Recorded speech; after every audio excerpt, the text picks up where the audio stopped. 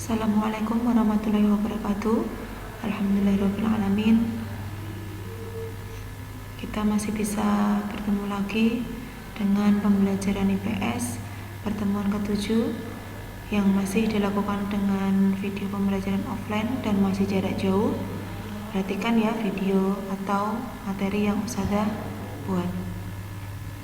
Ini kalian juga bisa menyimak di buku juga. Ustazah lanjutkan, kalau kemarin Ustazah sudah menerangkan tentang 5 benua, terakhir benua Australia, dan kita juga sudah ulangan harian tentang 5 benua itu. Sekarang Ustazah lanjutkan dengan kondisi alam negara di dunia. Yang pertama adalah negara Jepang.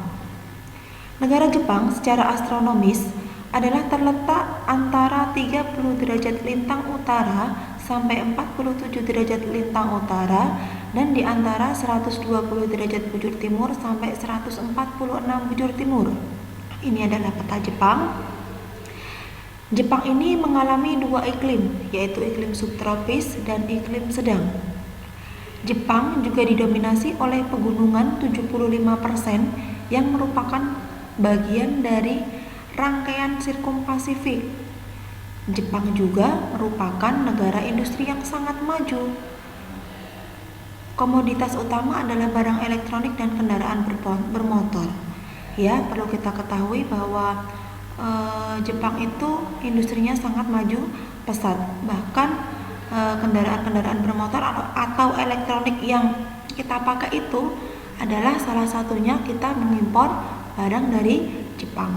Kemudian untuk pertumbuhan penduduk sekitar 0,01% per tahun dan sekitar 90% penduduk Jepang berdiam di kota, khususnya di Pulau Honshu. Jadi sekitar 90% mereka adalah tinggal di kota. Kemudian yang kedua adalah Tiongkok atau biasa kalian sebut dengan Cina. Ini adalah peta Tiongkok. Di sini ada juga beberapa negara di Tiongkok atau Cina ya. Secara astronomis, Tiongkok terletak di antara 18 derajat lintang utara sampai 54 derajat lintang utara dan di antara 73 derajat bujur timur sampai 135 derajat bujur timur. Di sebelah timur terdapat sungai besar, di sebelah barat berjajar pegunungan. Sebelah timur mana? Anak-anak masih ingat? Utara, selatan, timur, kanan apa kiri?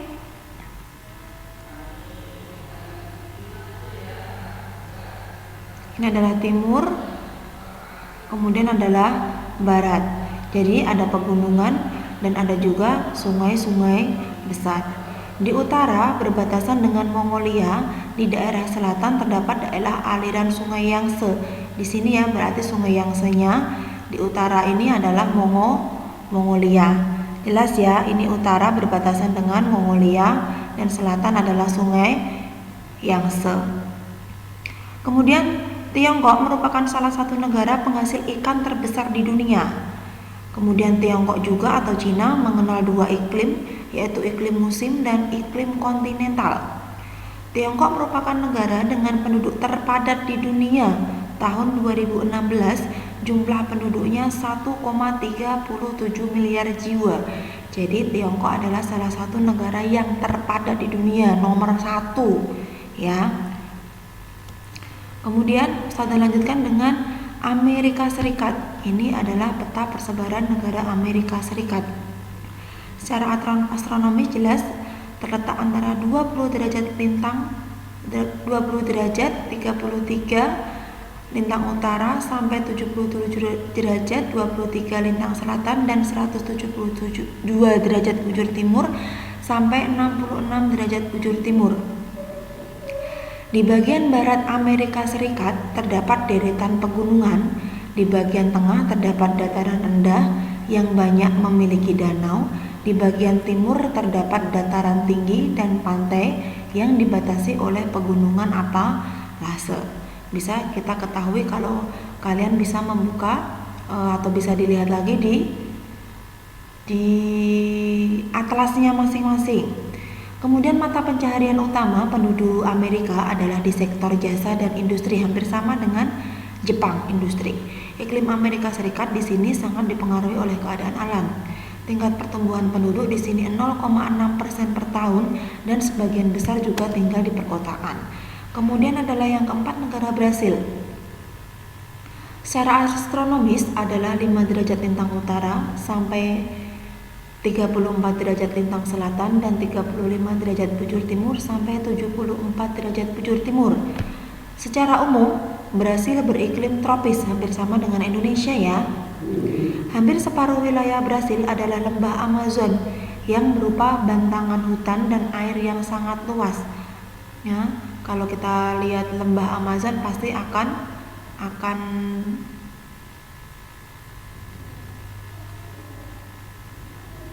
teringat dengan sungai Amazon. Hasil pertanian utama Brasil adalah kopi, diingat-ingat, dicatat atau ditambah lagi. Hasil pertanian utama Brasil yang paling terkenal adalah kopi, komoditi ekspor terbesar negara Brasil. Kemudian ada juga padi, kapas, coklat, tembakau, kacang kedelai, dan jagung. Ini juga hasil pertanian, tetapi yang paling besar diekspor ke luar negeri atau kita impor adalah hasil kopi. Penduduk Brasil terdiri dari orang keturunan Portugis 60%, Mestizo 26%, keturunan Afrika 9%, dan suku bangsa lainnya kecil yaitu 2%. Kemudian negara Jerman. Secara astronomis, Jerman terletak di antara 47 derajat lintang utara sampai 56 derajat lintang utara dan di antara 5 derajat bujur timur sampai 15 derajat bujur timur dengan luas wilayahnya 358.890 km persegi. Secara umum, Jerman beriklim sedang. Di sebelah selatan Jerman terkadang berembus angin fon yang panas. Di sini ya, terkadang ada hembusan angin fon yang sangat panas. Industri utama Jerman adalah besi baja.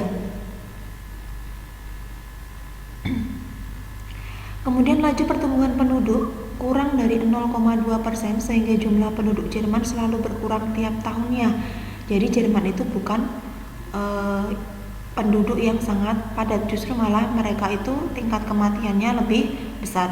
Secara garis besar, Jerman terdapat atas 3 bagian, yaitu dataran rendah di bagian utara, dataran tinggi di bagian tengah, dan kaki pegunungan Alpen adalah di bagian selatan. Ini yang terkenal di Jerman.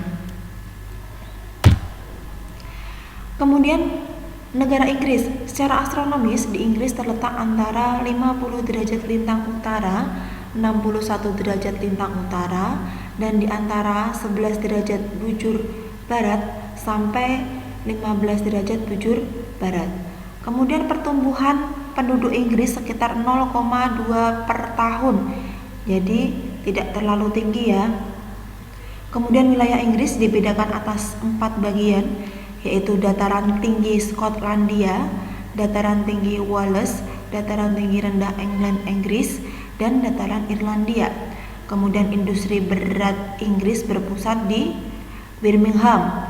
Jenis industrinya meliputi industri lokomotif, gerbong kereta api, pembuatan gerbong ya. Kalau kalian pernah naik kereta api, walaupun kereta api Indonesia, contohnya seperti itu ya wujudnya, itu adalah di Inggris dia adalah penghasil gerbong kereta api, tetapi bukan yang ada di Indonesia. Itu hanya sebagai contoh bentuk gerbong itu seperti itu kalau belum pernah naik kereta api. Kemudian mobil, alat pertanian, dan mesin-mesin. Jelas kalau mobil memang di Indonesia itu impor, entah impor dari Inggris ataupun negara yang lainnya. Inggris memiliki iklim sedang. Wilayah Inggris dikelilingi lautan sehingga iklimnya sejuk dan basah sepanjang tahun.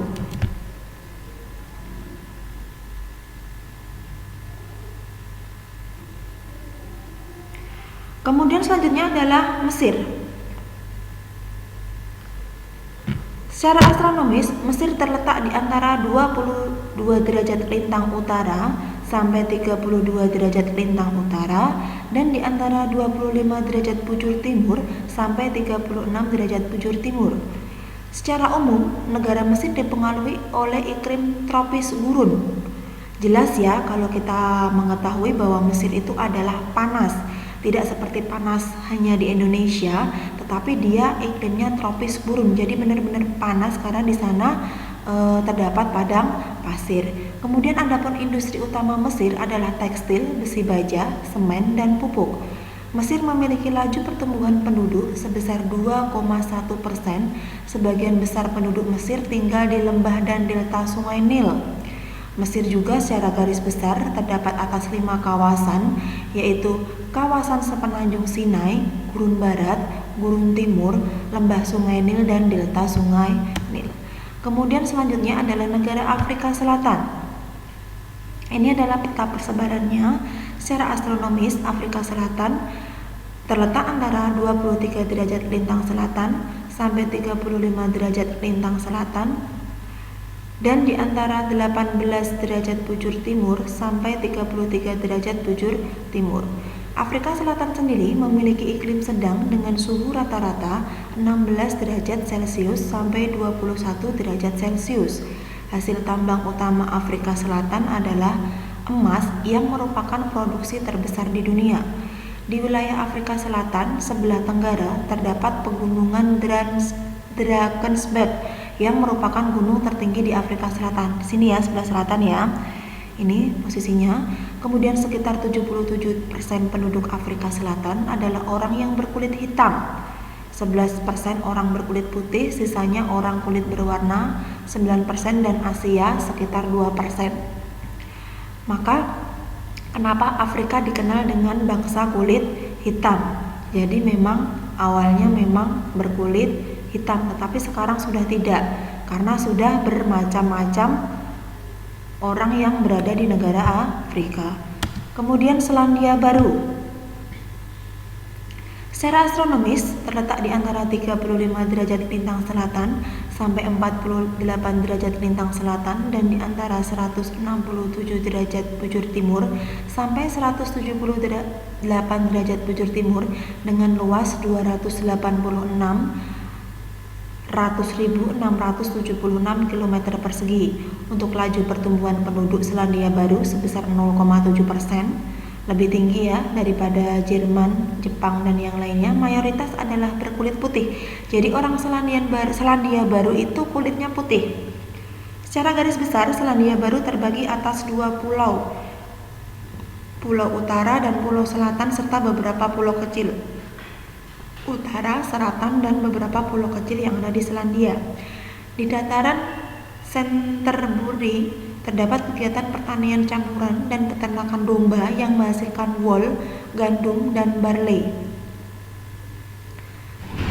Kemudian Selandia Baru umumnya beriklim sedang. Untuk kondisi alam negara di dunia, Ustadzah hanya memberikan sampel 9 negara. Kalian pahami, kalian pelajari. Ini materi yang Ustadzah buat sudah sesuai dengan buku. Kalian bisa melihat-lihat lagi dan belajar lagi di buku. Untuk bab berikutnya nanti kita akan membahas tentang potensi sumber daya alam benua Asia dan benua lainnya. Ya, nanti untuk pertemuan berikutnya kalian pelajari potensi sumber daya alam. Mungkin pertemuan kali ini cukup. Perhatikan diputar videonya. Walaupun kita offline, tetap semangat. Semoga COVID-19 segera berakhir, kita bisa bertemu kembali. Terima kasih. Saya akhiri. Wassalamualaikum warahmatullahi wabarakatuh.